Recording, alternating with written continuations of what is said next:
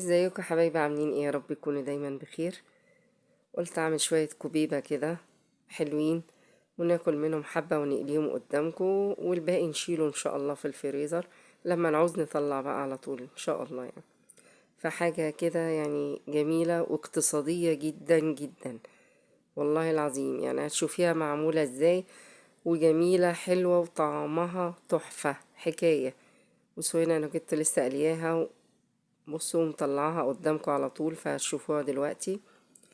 جميلة وطعمها حلو قوي، يعني مع حبة رز بشعرية مع حبة مكرونة هتعدي مع العصاج. وهنشيله عصقته في الشال في الفريزر، يبقى حاجة سهلة وعلى طول. هنا 3 كوبايات دقيق، 3 كوبايات برغل مطحون، 3 مطحونين. انا جايباه من جاهز كده مطحون. حطي عليه مية سخنة مغلية على طول من الكاتل. يعني هحط كوبايتين في الاول، ولو احتجت تاني هحط، يعني حسب العجينة. يعني ايه، ما تعجنيه في ايديك، المهم ان هو يبقى معجون حلو قوي يعني. يعني انا بحط من الكاتل، بس عارفة بحط ايه يعني. يعني في مقام مثلا كوبايتين، كوبايتين ونص مية، وعجنيهم كده، قلبيهم كده وسيبيهم بقى، غطيهم وسيبيهم ساعة مثلا، او ساعة الا ربع حاجة كده، يعني لغاية ما تعملي اللي وراكي يعني. دول 4 بطاطس قشرتهم وهحطهم على النار. وهنا 2 كيلو لحمة. قلت عصج، مش هعصج طبعا، يعني هعصجهم كلهم بس مش عشان الكوبيبة بتاعتي، لا انا هعصجهم وهاخد للكوبيبة وهشيل الباقي متعصج جاهز بالمرة يعني، علشان تبقى الحاجة جاهزة. احب اعمل مكرونة، احب اعمل جلاش، تبقى الحاجة جاهزة. ده كيلو بصل عملته في الكبة، وقلت احطهم على اللحمة، واحط التوابل بقى وكله، وتتعصج معايا كلها. هنا بقى يعني كوباية برغل، اللي عايز يحطها يحطها. كوباية بلتها برضو، حطيت عليها مية سخنة وسبتها، وهحطها على العصاج بتاعي. والله بتدي طعم، وبتكتر اللحمة وكل حاجة، ومش هتبان وما تخافيش. هنا يعني ملح وبابريكا وفلفل اسود وحبة حبة ورق غار مطحونين، وجوزة الطيب مطحونة، وحبة بصل بودر بس عليهم.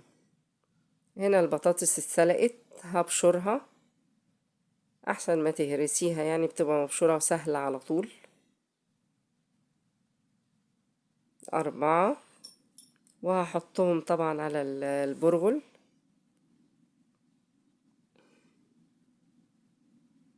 بالبطاطس كمان بتديها طعم حلو قوي. هنا خلاص بشرتهم،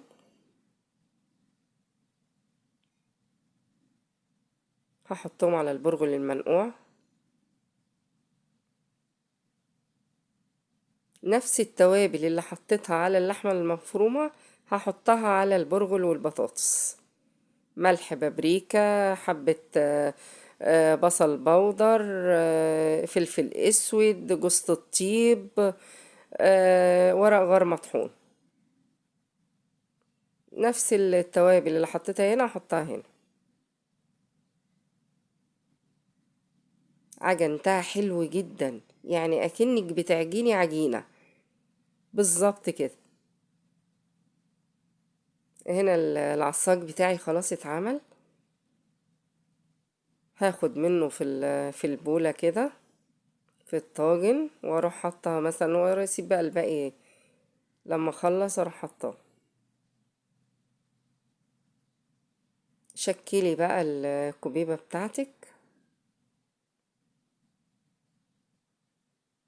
طبق كده فيه مية، حطي ايديكي فيه بس عشان ايه، تسهل عليك وانتي بتعمليها يعني.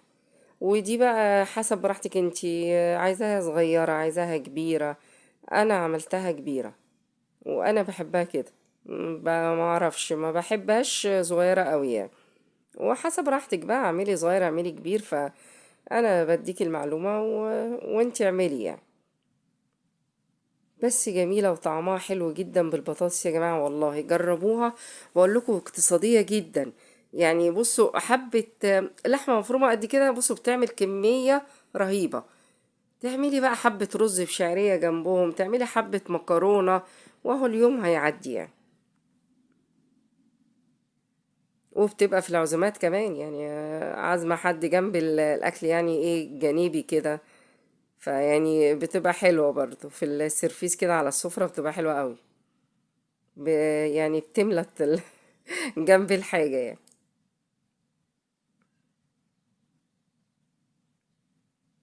وبتاخد يعني، بصي بس اعملي كده بقى، بصي عشان كبيرة، انا عاملاها كبيرة فبتاخد لحمة مني يعني.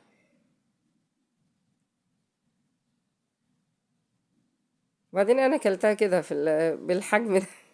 انا اكلتها بالحجم ده بره يعني في القاهرة وكده، في محل كبير وبتاع، فاكلتها نفس الحجم ده كده والله.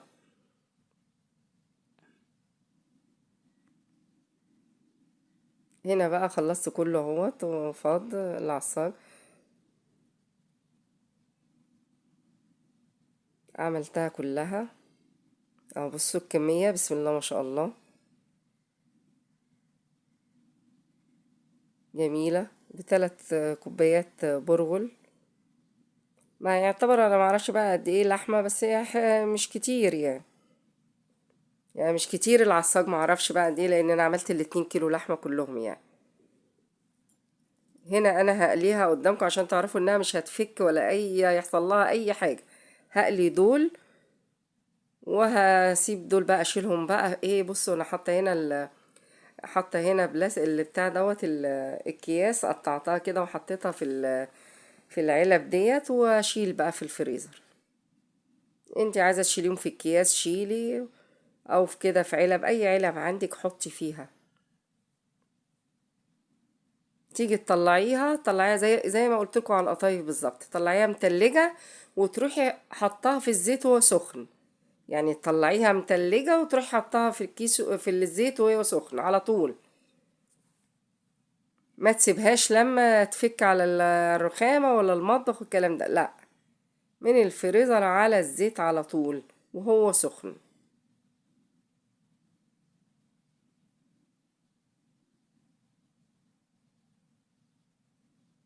بس كده انا اعبيهم كده هوت على جنب كده، واشيلهم بقى في الفريزر، يبقوا جاهزين عندي في اي وقت اطلع.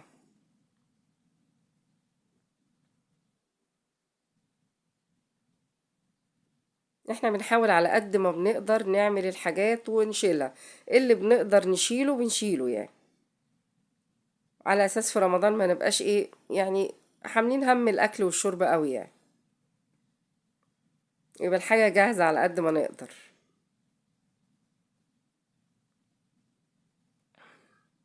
طلعوا حبة حلوين قوي. هنا العصاج بتاعي بقى، بصوا انا هحطه برضو في علب وهشيله. هينفعني جدا ان شاء الله. تعملي مكرونة بشاميل، تعملي جلاش، تعملي سمبوسة، تعملي اي حاجة باللحمة المفرومة هتطلعيها هتبقى جاهزة عندك. مكرونة بالصلصة ودي جنبها كده، فسهلة على طول يعني.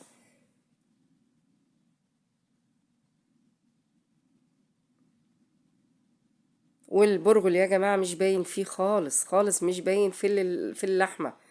حطي بصل، حطي برغل، حطي يعني عارفة، بتكتري الحاجة وفي نفس الوقت بتديها طعم. ما تخافيش منها. بصوا طلعوا كمية حلوة ازاي.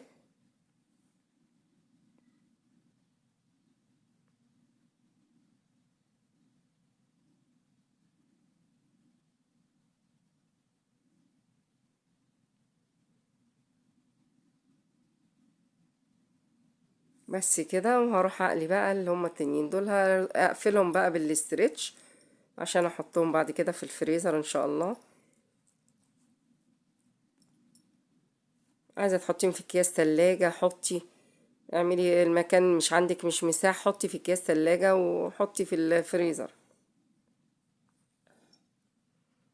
هنا الزيت سخن عندي، وهقليهم قدامكم عشان تشوفوا ولا يتفكوا ولا اي حاجة.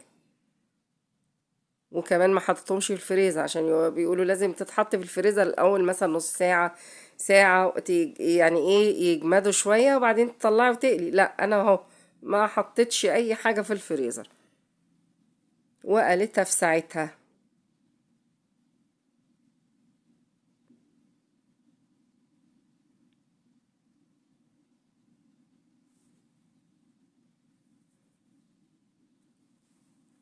بتدي بص اللون الذهبي بتاعها.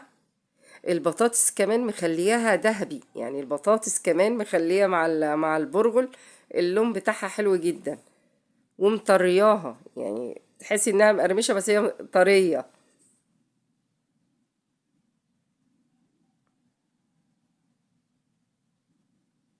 خلصوا اهم. بصوا ولا تفكوا ولا اي حاجه، حاجه جميله جدا وطعمها تحفه.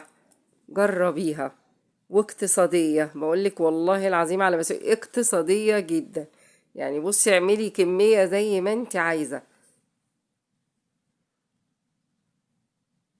والبرغل مش غالي خالص.